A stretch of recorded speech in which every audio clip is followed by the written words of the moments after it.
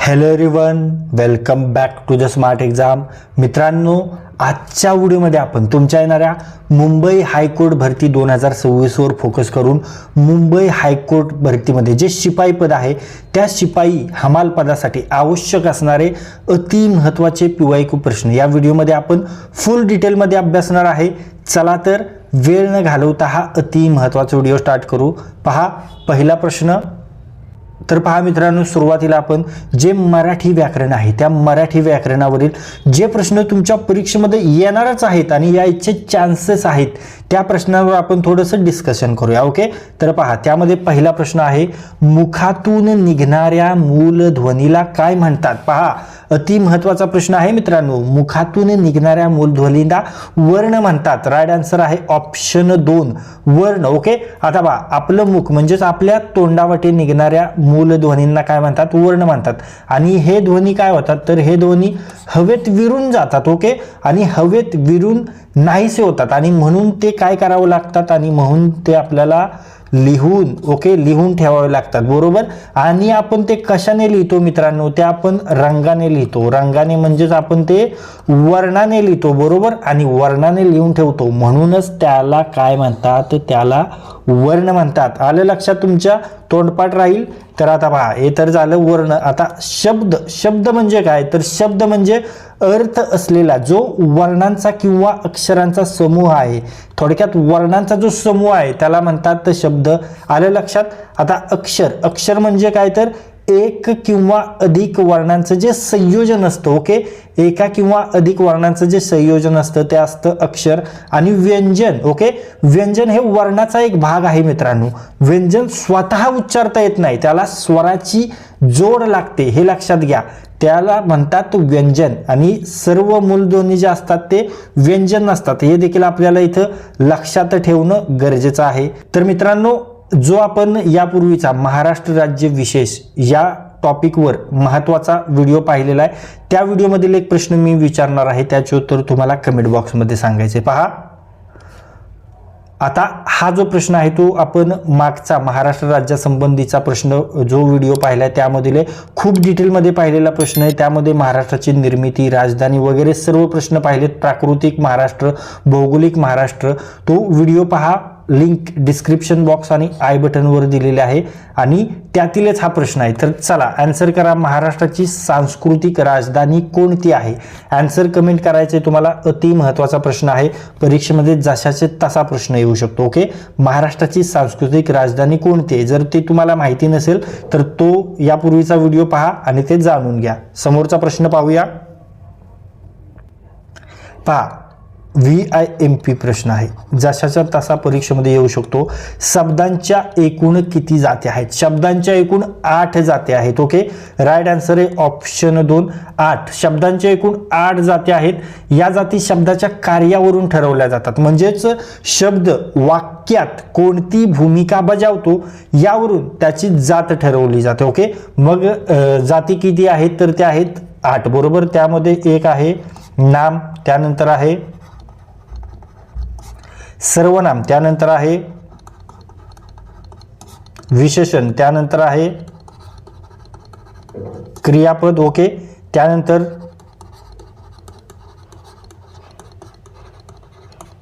क्रियाविशेषण, त्यानंतर क्रियाविशेषण अव्यय, उभयान्वयी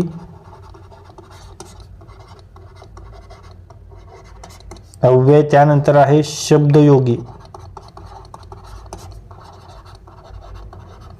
अव्यय आणि केवल प्रयोगी अव्यय आणि क्रियाविशेषण अव्यय. ओके, तर या शब्दांच्या 8 जाती आहेत. बरोबर. तर नाम म्हणजे काय? तर व्यक्ती, वस्तू, स्थान, संकल्पना इत्यादींचं नाव आहे. सर्वनाम म्हणजे नामाऐवजी येणारा शब्द म्हणजे सर्वनाम. विशेषण नाम किंवा सर्वनाम यांचे विशेषता दर्शवतो तो शब्द. क्रियापद क्रिया किंवा क्रियेसंबंधित स्थिती दर्शवणारा शब्द. क्रियाविशेषण अव्यय क्रियापदाचे विशेषण करणारा शब्द. उभयान्वयी अव्यय दोन वाक्यांना जोडणारे जे अव्यय असतात त्यांना उभयान्वयी अव्यय असं म्हणतात. यामध्ये आणि, किंवा असे शब्द येतात. शब्दयोगी अव्यय वाक्यात विशिष्ट कार्य करणारे पण कोणत्याही गटात न बसणारे. ओके, हे महत्त्वाचे शब्द आहेत. समोरचा प्रश्न,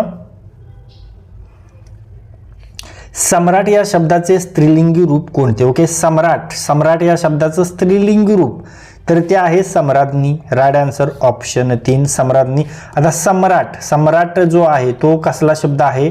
तो आहे संस्कृतमधून आपल्या मराठीत आलेला शब्द आहे. ओके, आणि जे संस्कृतमधून मराठीत येणारे शब्द आहेत अशा शब्दांचं स्त्रीलिंगी रूप करताना बहुधा त्यांना ई प्रत्यय लावला जातो. ओके, मग पहा सम्राटचा आपण काय करू शकतो? सम्राज्ञी करू शकतो. म्हणून राईट आन्सर आहे सम्राज्ञी. ओके, त्यानंतर राजा, राज्ञी, श्रीमान, श्रीमती. ओके, समोरचा प्रश्न पाहूया.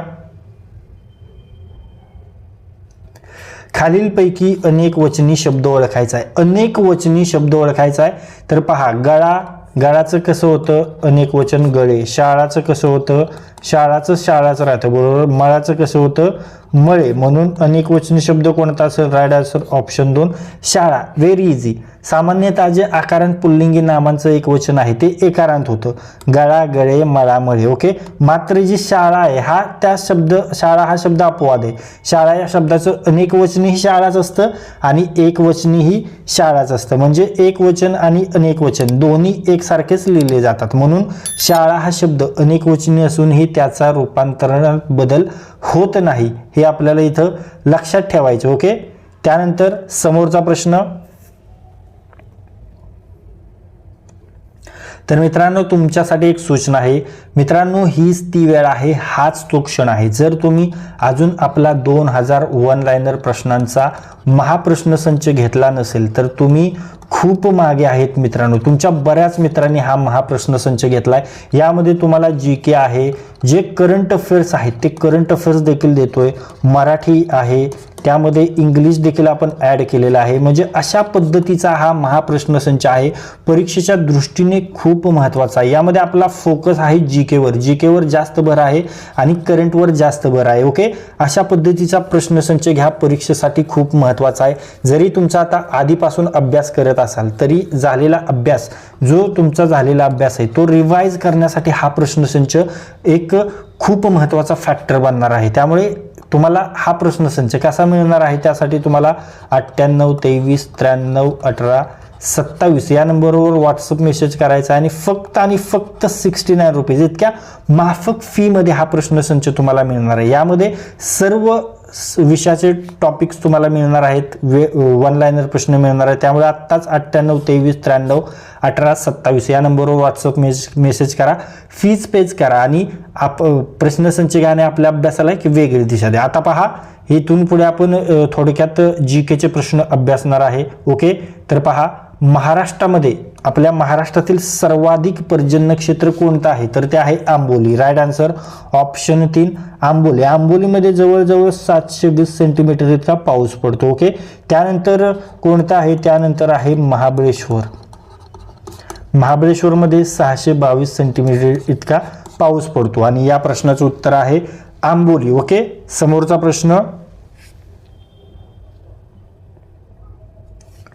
भारतातील सर्वात मोठे राज्य कोणतं आहे? कशानुसार? क्षेत्रफळानुसार भारतातील सर्वात मोठे राज्य VIMP. येणार म्हणजे येणारच. ओके, तर मोठे राज्य कोणतं आहे तर ते आहे राजस्थान. ओके, राईट आन्सर आहे राजस्थान. त्यानंतर दुसरा क्रमांक आहे मध्य प्रदेशचा, तिसरा क्रमांक आहे आपल्या महाराष्ट्राचा क्षेत्रफळानुसार. आणि जर मी तुम्हाला विचारलं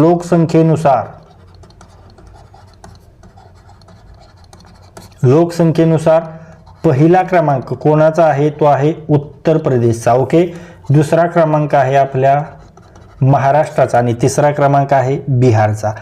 लोकसंख्येनुसार हे लक्षात घ्या. आणि आपण इथं पाहिले राज्य क्षेत्रफळानुसार. ओके, आणि जर मी तुम्हाला विचारलं महाराष्ट्रातील सर्वात मोठा जिल्हा कोणता आहे? चला आन्सर कमेंट करा, फटाफट आन्सर कमेंट करा. महाराष्ट्र बघूया, आपण बऱ्याच वेळा मागच्या व्हिडिओमध्ये पाहिलेलं आहे. आन्सर कमेंट करा. महाराष्ट्रातील सर्वात मोठा जिल्हा मागच्या व्हिडिओमध्ये देखील पाहिलेला आहे.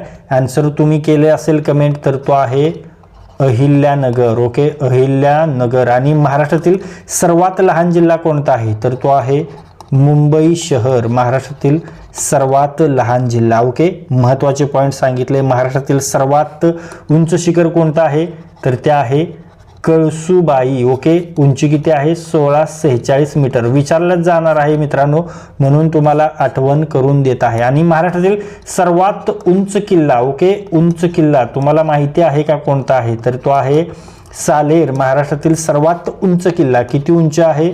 1567 मीटर. विचारतात म्हणजे विचारतात, त्यामुळे सांगतोय तोंडपाठ करून ठेवायचं. ओके, चला. आणि सुरुवातीला एक मी प्रश्न विचारला होता तुम्हाला की आपल्या महाराष्ट्रातलं सांस्कृतिक राजधानी कोणती आहे? बरोबर, सांस्कृतिक राजधानी तर ती आहे पुणे. ओके, समोरचा प्रश्न पाहूया.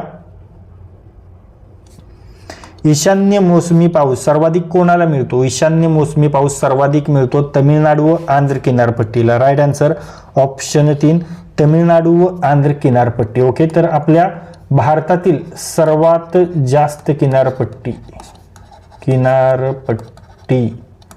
कोणत्या राज्याला आहे? कोणत्या राज्याला आहे सर्वात जास्त किनारपट्टी? तर ते आहे गुजरातला. हे इथं लक्षात ठेवायचं आहे व्यवस्थित. समोरचा प्रश्न, लिंगमाळा धबधबा कोणत्या नदीवर आहे? लिंगमाळा धबधबा आहे वेण्णा नदीवर. Right answer option 3 Venna. आणि हा लिंगमाळा धबधबा कोणत्या ठिकाणी आहे?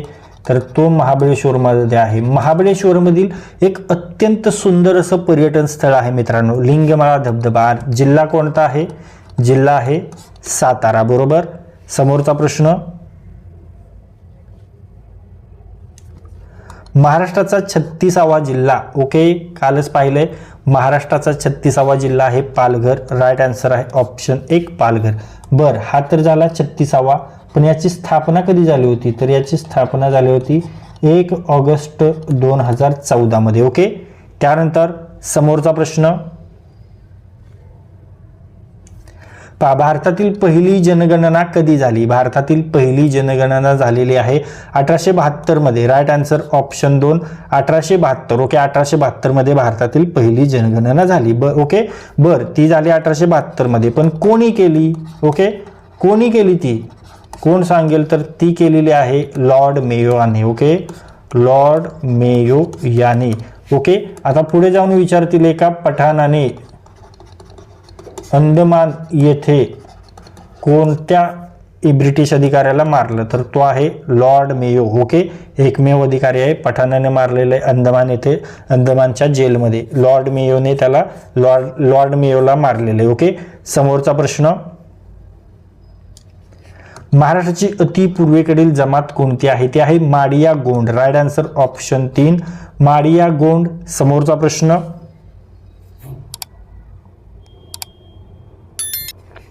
सुएज कालवा कधी उघडला गेला? सुएज कालवा उघडलेला आहे 1869 मध्ये. Right answer option 2 1869. ओके, लक्षात ठेवायचंय, महत्वाचा कालवा आहे. समोरचा प्रश्न,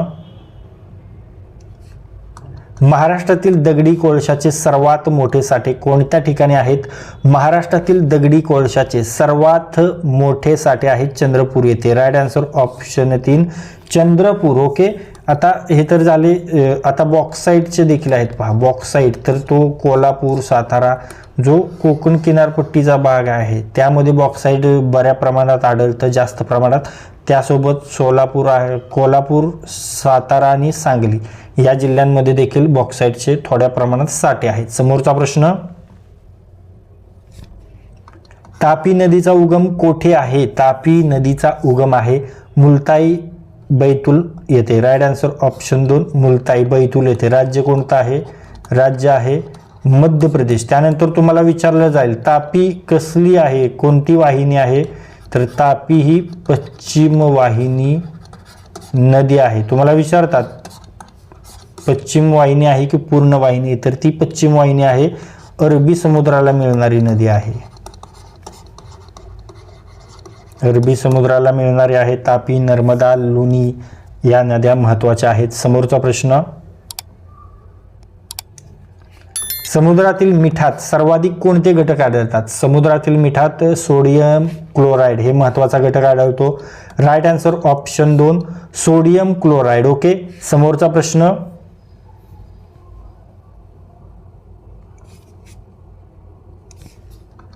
चंबल, केन, बेटवा, शोण या कोणत्या प्रकारच्या नद्या आहेत? चंबल, केन, बेटवा, शोण या उत्तर वाहिनी नद्या आहेत. राईट आन्सर ऑप्शन 2 उत्तर वाहिनी. समोरचा प्रश्न,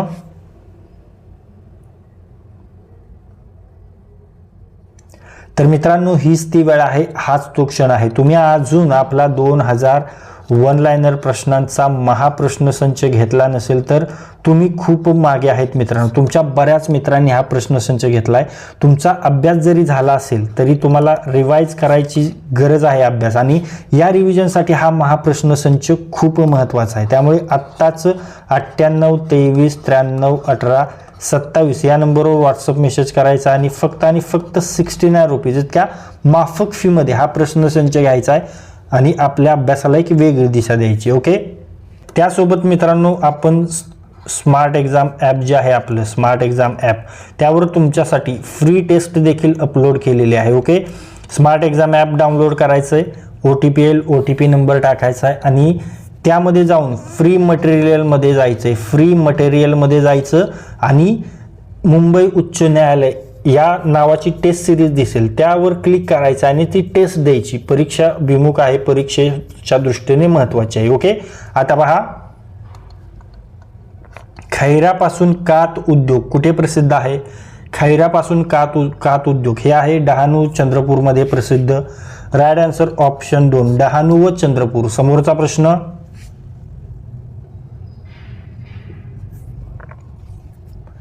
महाराष्ट्रातील पहिला पर्यटन जिल्हा कोणता? ओके, महाराष्ट्रातील पहिला पर्यटन जिल्हा आहे Sindhudurg. Right answer option 3 Sindhudurg. आणि पर्यटन राजधानी कोणती आहे? तर ती आहे छत्रपती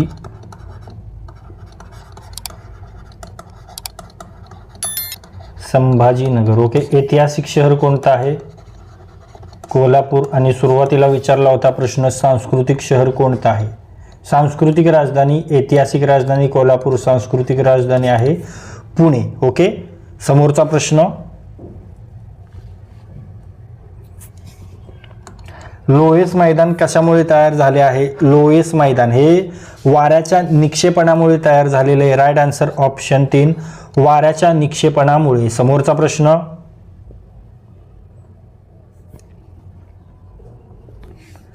आफ्रिका खंडाचा आकार कसा आहे? आफ्रिका खंडाचा आकार आहे त्रिकोणी. राईट आन्सर ऑप्शन 3 त्रिकोणी. समोरचा प्रश्न, महाराष्ट्रातील सर्वाधिक पवनचक्क्या कोणत्या जिल्ह्यात आहेत? महाराष्ट्रातील सर्वाधिक पवनचक्क्या आहेत सातारा जिल्ह्यामध्ये. Right answer option 3 Satara. समोरचा प्रश्न,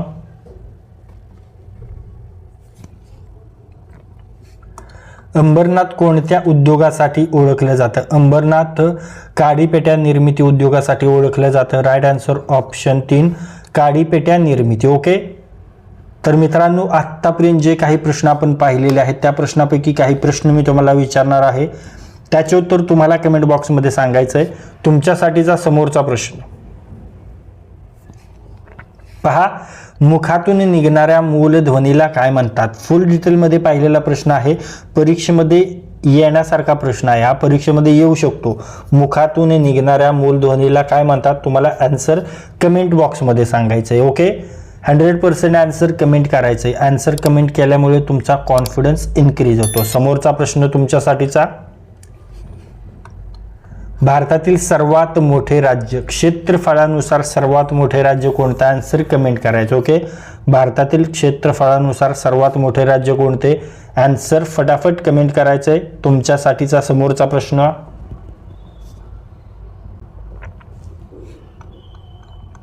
महाराष्ट्रातील पहिला पर्यटन जिल्हा कोणता आहे? जस्ट पाहिलेला प्रश्न आहे, महाराष्ट्रातील पहिला पर्यटन जिल्हा कोणता आहे? तुम्हाला आन्सर कमेंट करायचं आहे. ओके, तर मित्रांनो जर अजून तुम्ही 2000 वन लायनर प्रश्नांचा महाप्रश्नसंच घेतला नसेल तर तो लवकरात लवकर घ्या. ओके, कारण तुमच्या बऱ्याच मित्रांनी तो प्रश्नसंच घेतला आहे. त्यामध्ये आपण सर्व GK कव्हर केलेले आहे, करंट अफेअर्स आहे, मराठी इंग्लिश सर्व आपण घेतलेले, वन लायनर स्वरूपात घेतलेले. त्यामुळे कमी वेळात तुमचा जास्त अभ्यास होणार आहे. त्यामुळे आत्ताच 98 23 93 18 27 या नंबरवर व्हॉट्सअप मेसेज करायचा आहे आणि फक्त 69 रुपीजमध्ये हा प्रश्नसंच घ्यायचा आहे. त्यासोबतच तुम्हाला आपलं स्मार्ट एक्झाम ॲप्लिकेशन प्ले स्टोअरवरून डाउनलोड करायचं आहे. प्ले स्टोअरवरून डाउनलोड केलं की नंबर टाकायचा आहे, OTP येणार आहे, पटापट OTP टाकायचा आणि फ्री मटेरियलमध्ये जायचं आहे. फ्री मटेरियलमध्ये गेला की तिथे मुंबई उच्च न्यायालय भरती टेस्ट असा ऑप्शन येईल, त्यावर क्लिक करायचं आहे आणि ती टेस्ट द्यायची आणि आपला अभ्यास किती झाला आहे ते तुम्हाला समजणार आहे. त्यावर फ्री टेस्ट आहे, त्यामुळे प्रत्येकाने ती टेस्ट द्यायची आणि आपला अभ्यास चेक करायचा. ओके, तर मित्रांनो या व्हिडिओमध्ये आज आपण तुमच्या येणाऱ्या मुंबई हायकोर्ट भरती 2026 वर फोकस करून मुंबई हायकोर्ट भरती 2026 मध्ये जे शिपाई पद आहे त्या शिपाई पदासाठी आवश्यक असणारे महत्त्वाचे PYQ प्रश्न या व्हिडिओमध्ये आपण फुल डिटेलमध्ये अभ्यासलेले आहेत. हे सर्व PYQ आहेत, हे सर्व प्रिव्हियस इयर क्वेश्चन्स आहेत. त्यामुळे तुमच्या येणाऱ्या परीक्षेमध्ये या व्हिडिओमधील 4 ते 5 प्रश्न तुम्हाला नक्कीच दिसणार आहेत. त्यामुळे हा व्हिडिओ जास्तीत जास्त वेळा रिवाइज करा आणि जर हा व्हिडिओ तुम्हाला युजफुल वाटला असेल तर या व्हिडिओला लाईक करा. हा व्हिडिओ आपल्या कमीत कमी 10 मित्रांसोबत शेअर करा आणि जर हा व्हिडिओ तुम्ही पहिल्यांदाच आपल्या स्मार्ट एक्झाम चॅनलवर पाहत असाल तरी आपल्या स्मार्ट एक्झाम चॅनलला सबस्क्राईब करा आणि बेल आयकॉनला हिट करा. तर लाईक करा, शेअर करा आणि सबस्क्राईब करा. थँक्यू.